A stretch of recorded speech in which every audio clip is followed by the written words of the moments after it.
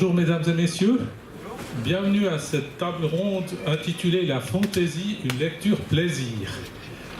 Nous allons voir si c'est seulement la lecture ou si aussi l'écriture est un plaisir avec les auteurs qui sont ici présents. Nous avons donc, si je commence par ma gauche, donc votre droite, Romain D'Huissier, qui est ici, Nathalie Do, Lionel Davoust et Karim Berouka qui ferme le cercle, enfin le demi-cercle. Voilà. Alors, pour démarrer cette table ronde sur la fantaisie, je dois dire que je ne sais pas si vous êtes comme moi, mais personnellement, je n'arrive pas à lire tous les livres de fantaisie qui paraissent.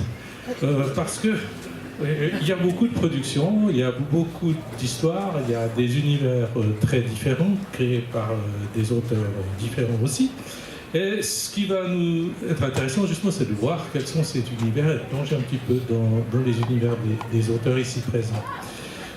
Mais j'ai envie de provoquer un petit peu, et puis de commencer par une question simple, c'est: vous n'aimez pas écrire des histoires courtes?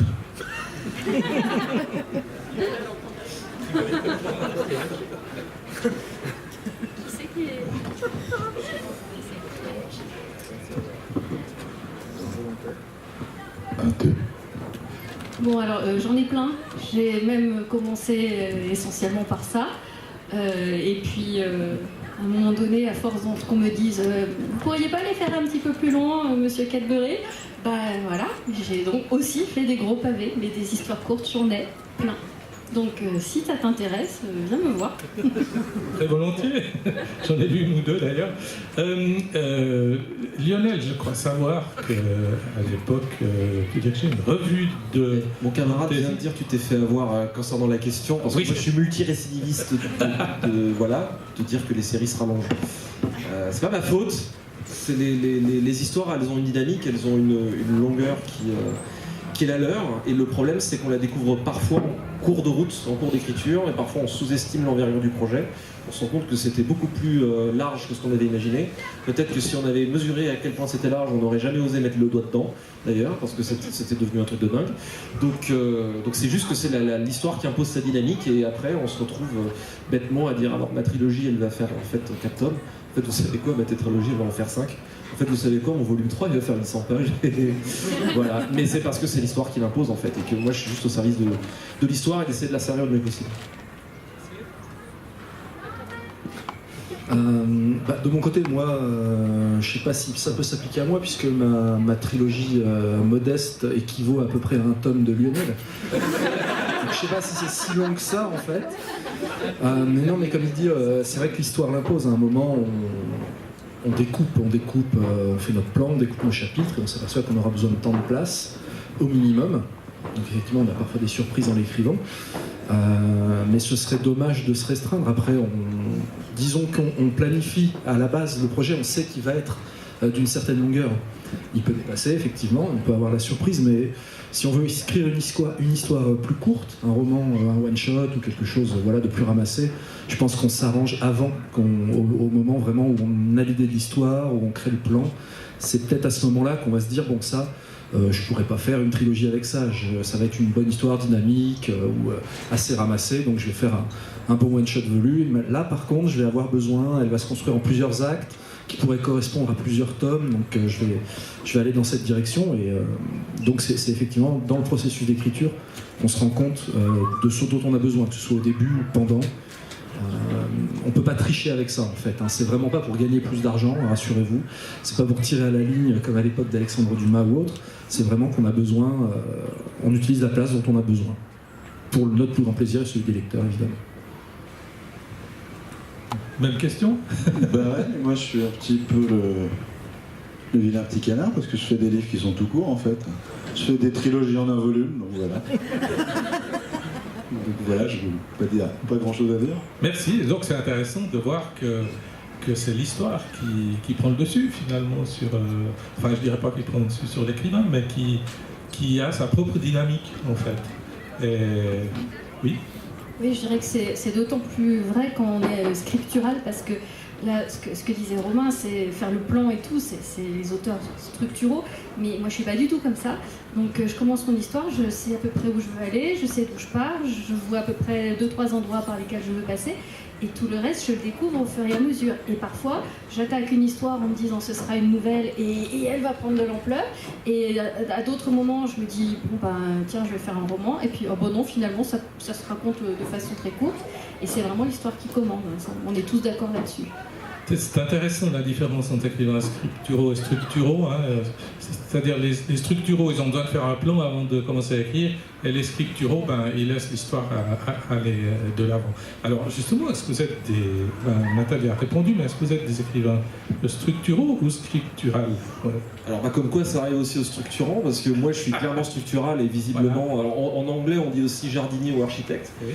Donc moralité, faut pas me demander de vous construire une maison. Ou si, au contraire, si on veut une grande maison, si on veut un château. J'ai fait un château, ça vous va? Et faire les jardins alors. Quoi, ouais, je fais des plans, ouais. De toute façon je peux pas écrire, en général la marque, si on est plutôt structurel ou structural. Moi, je ne peux pas écrire un truc si je sais pas la fin, si je sais pas où je vais. Ça me paralyse. En général, quand vous dites ça à un structurant, il fait mais quelle horreur, mais si je sais la fin, ça n'a plus aucun intérêt d'y aller. Alors que moi, je fais mais si je sais pas la fin, qu'est-ce que je vais écrire? Intéressant. Ah, donc, tous les chemins mènent à la fantaisie, on va dire. Mais y a pas du tout. Ce qui est intéressant, c'est qu'il n'y a pas du tout un mode de travail qui se prêterait plus à un type d'histoire ou pas. Par exemple, Agatha Christie. Donc quand même du polar extrêmement structuré, etc. Agatha Christie était scripturale. C'est-à-dire qu'elle traçait et puis elle se disait vers la fin, elle disait ah bah le tueur ça doit être lui en fait. Et après, elle reprenait, elle faisait du travail de réécriture et elle mettait tous les éléments qui allaient bien, etc. Mais elle le découvrait au fur et à mesure. En anglais, on dit aussi, pour les scripturants ou les jardiniers, on dit aussi discovery writer, c'est-à-dire l'auteur de découverte. Et c'est exactement, enfin, ça me paraît exactement ça. Par moment, je me dis, bon, bah, tel personnage, je prévois qu'il va évoluer comme ça et puis qu'il va mourir. Je me dis, et puis en fait, c'est pas lui qui meurt, c'en est un autre. Et j'avais pas prévu, forcément, c'est en cours d'histoire que ça s'impose comme ça. Et c'est pas moi qui décide, c'est les personnages, c'est l'histoire. Des fois, j'essaye de forcer, et quand j'essaye de forcer, je me dis, ah ben non, c'est pas du tout comme ça que ça se passe. Et c'est un peu comme si je racontais quelque chose qui existait vraiment quelque part. Et que je découvrais au fur et à mesure de l'écriture. Et du coup, bah, si j'essaye de forcer en essayant de respecter des plans ou des consignes extérieures à l'histoire, bah, ça marche pas. On va essayer de plonger un peu plus avant dans vos univers de fantasy, car ils sont tous différents les uns des autres. Et puis, on pourrait peut-être déjà essayer de distinguer quel type de fantasy existe, parce qu'il y a plusieurs sortes. Hein. Il y a la fantaisie historique, la fantaisie médiévale, il y a la fantaisie, finalement urbaine, ouais. Finalement, vous vous inscrivez dans quel cadre? On commence par Karim. Et moi, dans la fantaisie à tentacules, je suis à peu près le seul écrivain français à faire de la fantaisie à tentacules. Moi, je fais pas beaucoup de fantaisie, à part un bouquin qui s'appelle Féoui des guillotines, qu'on peut peut-être mettre dans la fantaisie urbaine, mais qu'on peut autant mettre dans le fantastique. Je sais pas, j'ai un peu du mal à trouver où sont les frontières. La porte, si tu veux, ouais. Mais la porte, tout le monde l'a oublié. Merci. Ouais. Mais non, je fais pas de la fantaisie, je vais pas dire classique, mais la fantaisie à... Ouais, voilà. C'est intéressant, hein. À tentacules. Ouais, non, mais ça c'est pas de la fantaisie, hein. Clairement, c'est du fantastique. Le bouquin sur les Féoïdes, c'est plus de la fantaisie urbaine, ça se passe à Paris, ça se passe en province, et on se retrouve avec des créatures surnaturelles. Mais c'est pas la fantaisie où on se retrouve dans un monde imaginé, un monde recréé, un monde... non, là c'est vraiment le monde qu'on connaît. Qui veut prendre la parole? Lionel, c'est plutôt un monde médiéval, mais il n'y a pas que. Non, effectivement. Non, je trouve ça toujours un peu difficile de mettre des genres dans la fantaisie, donc déjà, comme on est dans l'imaginaire, on est forcément dans des territoires qu'on défriche toujours. vers lesquelles on expérimente toujours. Quand on écrit, on pense, enfin je pense pas, en tout cas c'est pas mon cas, on pense pas à s'inscrire dans un genre, mais plutôt dans des envies d'ambiance, dans des envies de thème, etc. Les Dieux Sauvages, c'est de la fantaisie qui a l'air médiévale en apparence, qui est fortement inspirée de l'histoire, puisque si on regarde sous la surface, il y a quand même en filigrane un petit peu un parallèle avec l'épopée de Jeanne d'Arc. Donc il y a aussi une influence historique. Mais c'est peut-être un Moyen-Âge parce qu'en fait, il y a eu une apocalypse et qu'il y avait une société vachement technologique avant. Et comme disait Arthur C. Clarke, un grand auteur de SF, toute magie, toute science suffisamment avancée est indistinguable de la magie. Donc, dans cet univers-là, la magie et la science sont finalement peut-être assez proches. La magie est traitée comme une science si on sait ce que c'est. Et si on ne sait pas ce que c'est, elle est traitée comme le démon, le diable, quelque chose de très corrupteur, etc. Ce qui du coup, permet entre autres de lancer des personnages à la découverte des secrets du monde, de ce qui s'est passé avant, et de comprendre exactement d'où est venue la fin du monde aussi. Le troisième tome des Dieux Sauvages, il est en prêt. Il est sorti le 16 mai, donc ouais. Je ne sais pas compter, mais c'était il y a 10 jours. Il y a cet aspect de la technologie, justement, notamment avec ces spectres armurés. Vous pouvez en dire quelque chose Alors, les spectres armurés, on voit un peu plus comment ils sont faits dans le tome 3, mais les spectres armurés portent bien leur nom parce qu'en fait, ce sont des espèces de grandes armures qui sont biomécaniques un petit peu.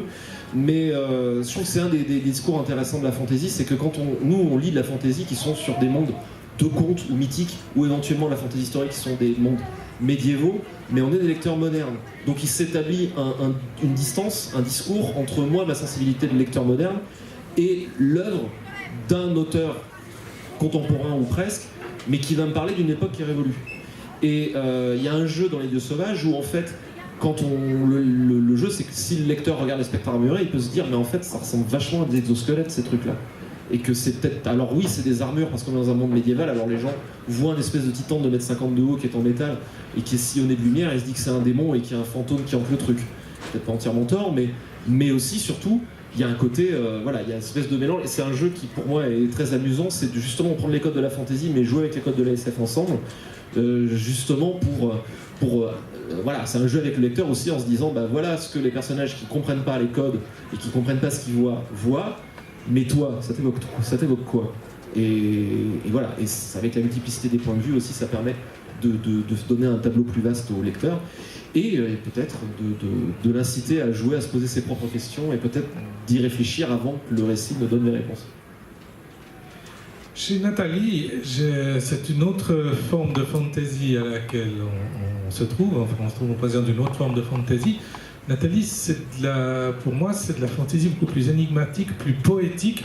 Et je ne peux pas m'empêcher de reprocher ses œuvres de celles de Tanith Lee, pour ceux qui connaissent, le dit de la Terre plate notamment. Je trouve que cette poésie se retrouve aussi dans votre œuvre. Merci beaucoup, c'est un très beau compliment. En plus, je suis particulièrement fan du dit de la Terre plate, donc voilà. J'ai pas été inspirée par le dit de la Terre plate pour écrire mes livres, mais c'est une très belle référence et merci.